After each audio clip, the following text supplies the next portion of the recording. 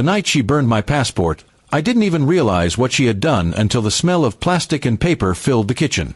I walked in and saw the ashes still smoking in the sink, the red cover curling under the last ember.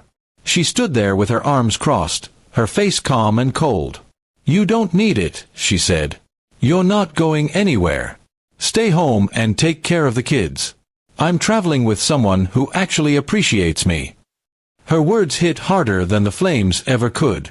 For a moment, I thought she was joking. I asked her what she meant, who she was talking about, and why she destroyed something that represented years of my work and dreams. But she didn't hide it. She told me his name, her boss from work. They were going on a business trip that had turned into something more. "You'll be fine," she said. "You're always good with the children."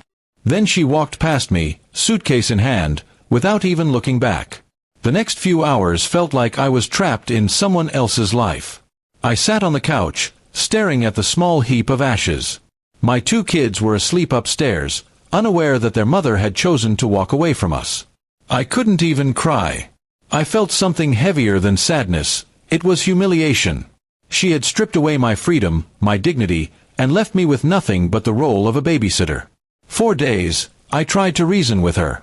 I called, texted, begged her to at least talk about it. But she ignored every message. One of her friends slipped up and mentioned that she was in Dubai, posting pictures with the same man she'd left with. She looked radiant in those photos, while I was back home cooking for the kids, pretending everything was normal. I knew then that she wasn't coming back soon. That's when the thought of revenge started to grow, not loud or violent, but quiet and sharp. I decided I wouldn't confront her. I would make her realize what she had thrown away, and I'd make sure she faced consequences for every lie she told. I started with her job. She had used company funds for her business trip.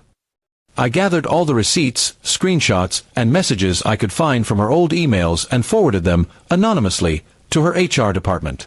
Within 2 weeks, her company launched an internal investigation.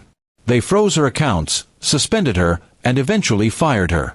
The same friend who had told me about Dubai called again, saying she'd been forced to return home early. That was the first time in months I slept peacefully. I hadn't shouted or insulted her. I had just let her lies crumble under their own weight. When she came back, she didn't walk in proudly this time. She stood by the doorway, eyes sunken, clothes wrinkled, her confidence gone. "You ruined me," she said. "You couldn't let me live, could you?" I looked at her and simply replied, "You burned my passport. You tried to trap me. Now you're the one trapped." She tried to defend herself, claiming she only wanted some freedom, that she never meant to hurt the kids.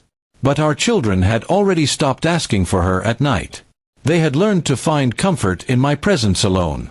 She noticed that too, and that hurt her more than anything else. Over the next few weeks, I filed for full custody. I didn't do it out of spite, but because I couldn't trust her anymore. The court sided with me easily once I presented the evidence of her abandonment and misconduct. She lost custody, her job, and most of her reputation. The man she left with had long disappeared when things got difficult. She tried to rebuild, moving into a small apartment nearby to visit the kids occasionally. But they never greeted her with the same excitement as before. Her choices had built a wall between her and her own family, a wall she couldn't tear down with tears or apologies. I remained polite, but distant. One day, she asked me quietly, "Was it worth it? What you did?" I told her the truth. "I didn't do anything to you that you didn't start yourself.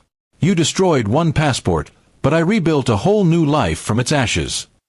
Now, years later, my children are growing strong and happy. I've built a better home, a better career, and most importantly, peace.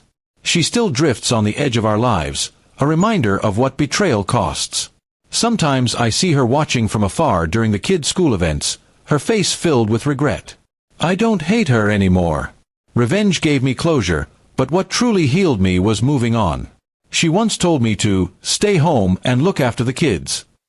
I did exactly that, and that became my greatest victory.